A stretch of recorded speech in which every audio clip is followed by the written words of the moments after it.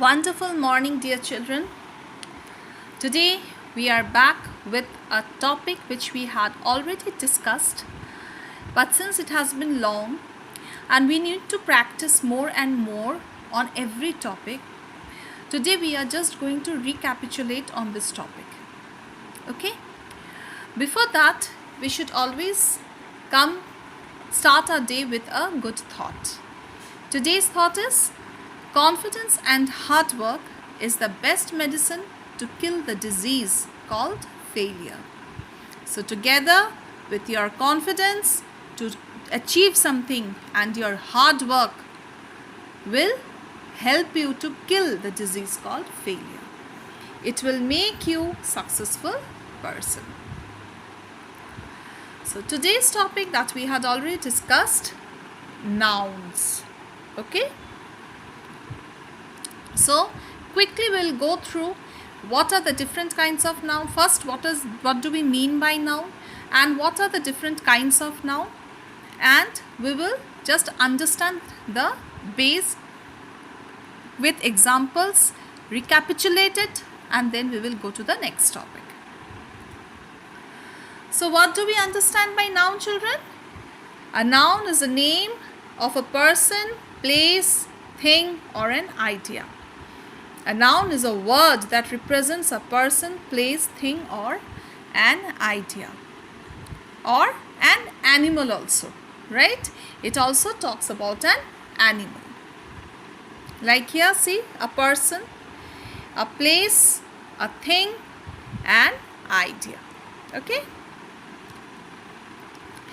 Now see, this is a beautiful illustration of the different types of noun.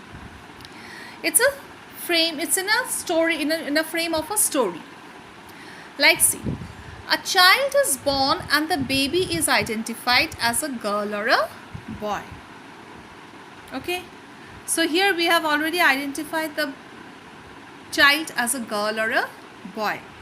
No name has been given to the boy or the girl yet. Okay, then that baby, girl or boy, is given a name. So first, when the child is born, he is not given a name, but we just know that it's a boy or a girl in general, right? Then that boy or a girl is given a particular name, like either Simon or James. Now, the baby, Simon or James, grows and starts going to school, and with other children he forms a class or team. So now, after going to the school, this child makes friendship, okay, and he forms a class or a team. Then he starts dealing with things that are made of wood, paper, plastic, steel, iron, or anything else. Then he starts using a pencil made of wood. He sits on a chair made of wood. Clear? He or she then develops some emotions like hope, happiness, honesty, politeness. Then that little child starts developing some emotions of hope, love, happiness, honesty, anger, politeness. And so from this story of 5 stages, we can know about the 5 kinds of noun. First, a girl or a boy, general, that is a common noun. Then we give a name to that particular girl or boy, proper noun. Then these children or this child goes to the school where he meets with other children and he forms a class or team. So all these are collective nouns, right? Class or team. Okay. Then he starts dealing with things that are made of wood, plastic, paper, or steel, iron. So what are these? These are material noun. And then he develops some emotions which are called abstract noun. Okay. So from this little short story, short illustration, we can know the different types of noun. Now we will come to kinds of noun. What are the different kinds of noun?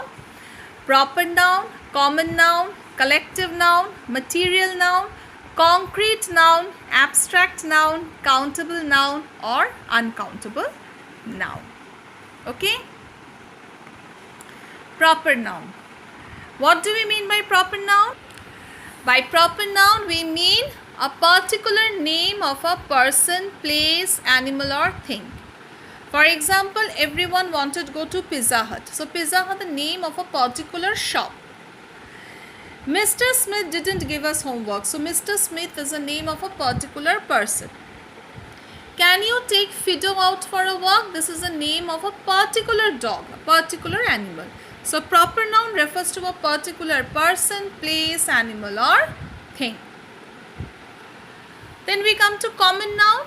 Common noun is a name given to a general thing, to generalize the thing. For example, boy, girl, teacher, school. So all these are common nouns. It is different from a proper noun, which is a name given to something. So common noun we speak in general and proper noun we speak in particular.